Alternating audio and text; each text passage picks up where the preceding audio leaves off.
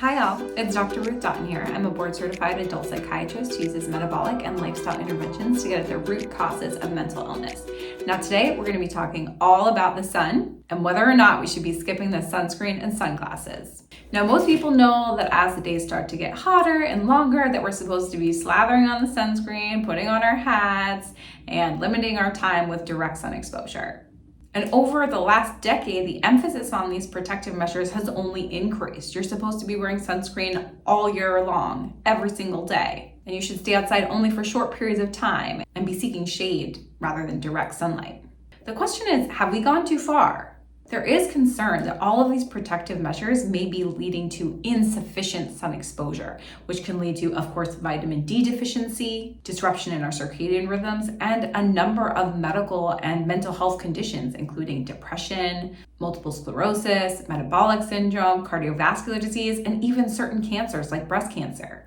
And of course, more recently on social media, there's been a lot of information about the toxins in skincare products, including sunscreen, as well as the idea that wearing sunglasses is actually harmful because there are receptors in the eye that on a sunny day will perceive the sun and tell your skin cells to protect themselves, and that sunglasses interfere with this mechanism. We also know, on the other hand, that too much UV radiation exposure will lead to skin burns, skin damage, and skin cancer, and that the rates of these things are only on the rise. We also have lots of data that shows that sunscreen and sunglasses are effective in preventing sunburn and other types of damage from UV rays. Of course, there are those who beg the question, well, if we're using these measures more consistently, then why are the rates of skin cancer and UV-related eye conditions on the rise? I hope I can provide a balanced perspective here, but first you might be wondering, why do I care about this as a psychiatrist? Well, as a psychiatrist who focuses on cell metabolism and dysfunction and mental illness, I know how crucial the sun is to the proper functioning of our cells, and especially our brain cells. Firstly, we know that the sun is one of the best ways to make vitamin D. And we know that vitamin D plays a crucial role in supporting cell communication, memory, cognitive function, and it's also involved in regulating mood. This is probably related to its influence on the production and functioning of neurotransmitters like serotonin, dopamine, and others. And low levels are strongly associated with neurodegenerative disorders like Alzheimer's disease and Parkinson's disease, as well as depression.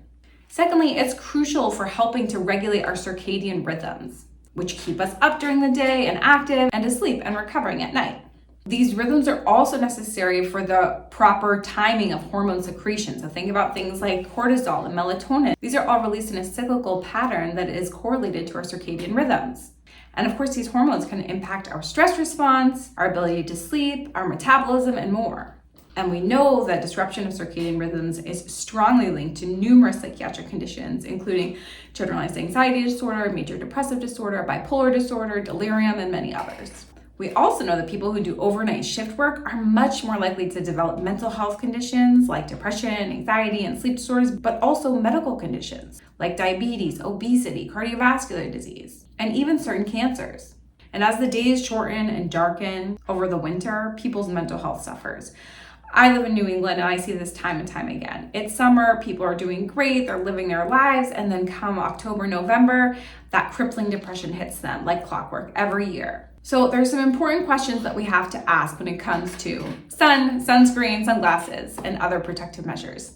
First, how much sun do we need? Second, how long is it safe to stay outside without any sun protection? And third, do protective equipment like sunglasses, sunscreen, etc. impair your body's ability to harness the benefits from the sun? So let's start with the first question. How much sunlight do we need?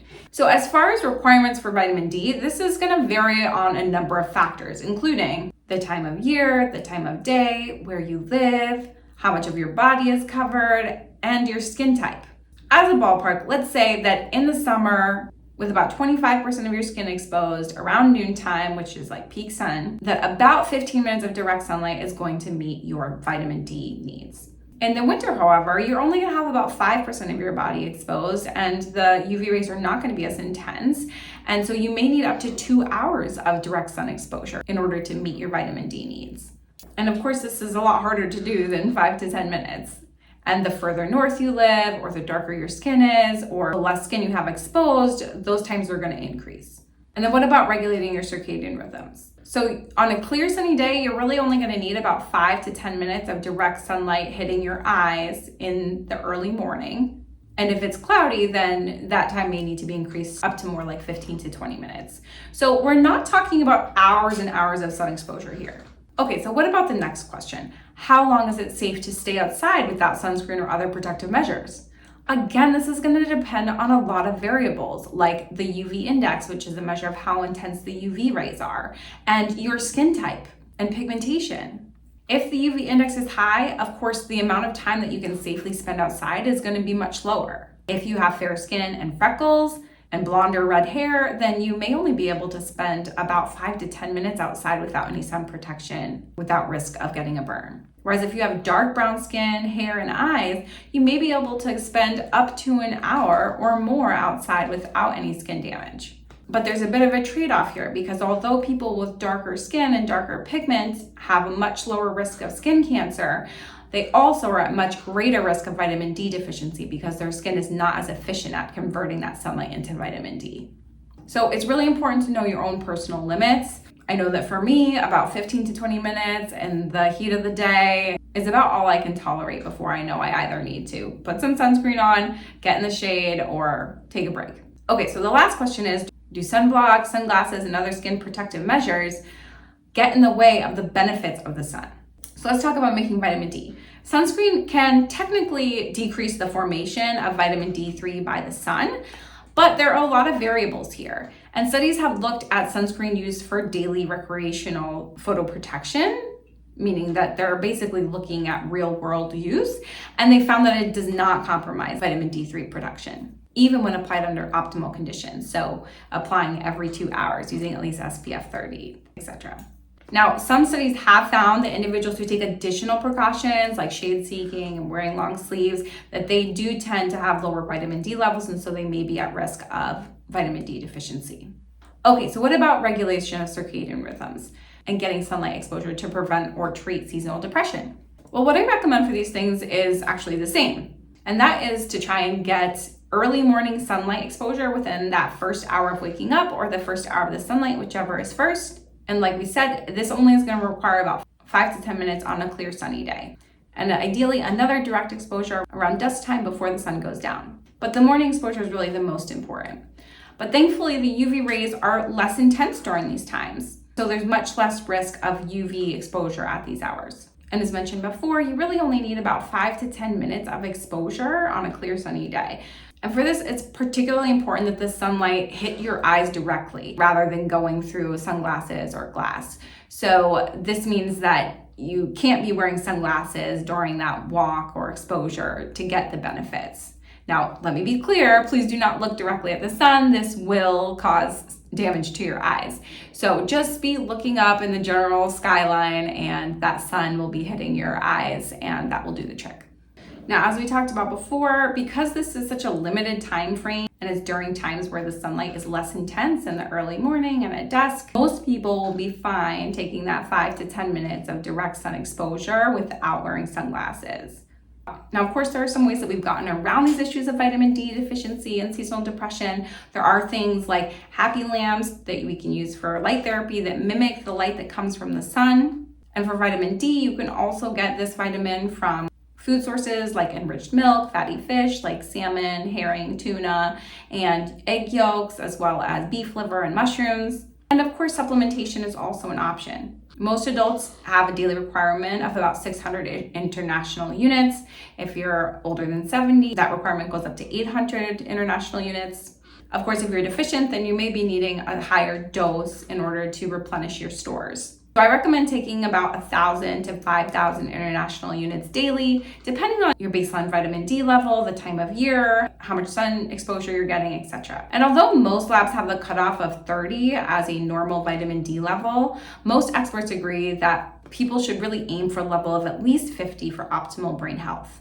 Now, are these measures as effective as harnessing the power from the sun? That's a topic of debate.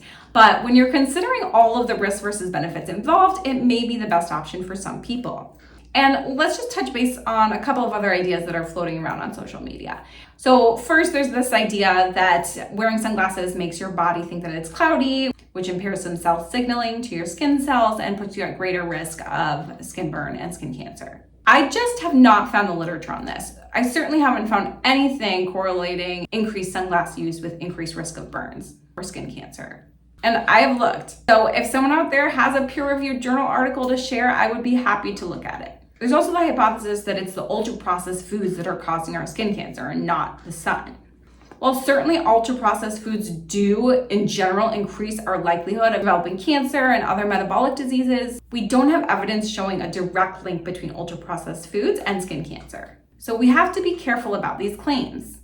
This theory might be out there to help explain the conundrum of why our rates of skin cancer and UV-related health conditions increasing while we're also increasing our use of sunscreen and sunglasses. But we have to remember that correlation does not equal causation. And while I absolutely agree that cutting out ultra-processed foods will decrease your chances of developing cancer and metabolic diseases, we don't currently have the evidence to say that this is an adequate replacement for sunscreen. And then, of course, there's a concern about the potential of exposure to toxins in sunscreen. There's concern that some of the chemical UV filters, things like oxybenzone, butylparaben, and octinoxate, among others, pose risks like endocrine disruption, developmental toxicity, and neurotoxicity. Now, I'm not going to go into a great amount of detail about this because it's really not my field. And from what I can tell, there's not really any consensus on the topic about how dangerous or benign these substances are. You can reference this video, which is followed by this video, which is a critique of this video, to be thoroughly confused. But the question is not whether or not you should wear sunscreen, it's what type of sunscreen should you wear. There are multiple toxin-free sunscreens out there, ones that are tallow and mineral-based. Go with what you feel most comfortable with. Of course, these are going to be more pricey, and so you may want to prioritize using them in more vulnerable populations like young children and pregnant women. So let's recap. There's both benefits and risks to sun exposure and sun deficiency. And like most things in life, it's about finding the balance that is right for you. For most people, 5 to 15 minutes of sun exposure in the early morning and at dusk without much sun protection is going to be safe and beneficial. But if you're going to be spending more time than this outside, which I absolutely encourage, then the safest thing is to lather up with some sunscreen, put on your sunglasses, and head out. It does not seem that in practice this has any meaningful impact on your vitamin D levels. If you're highly sensitive to the sun, however, due to either your skin tone, a medical condition, or the medications that you're taking, you may need to take some additional protective measures like wearing long sleeves, seeking shade, but just know that this could increase your risk of vitamin D deficiency and necessitate supplementation. So ask to get your levels checked by your primary care provider and see if increased sun exposure, dietary sources, or supplementation is needed for you. When considering these complex topics, I think it's always appropriate and healthy to question your biases and central dogmas. However, it's also important to look at the data that's available and educate yourself on the risks versus benefits of whatever lifestyle or medical intervention that you're considering, because there will almost always be risks and benefits. Thank you all for joining me for this exploration of this important topic. If you enjoyed this video, please hit the like button and subscribe for more metabolic and lifestyle psychiatry content.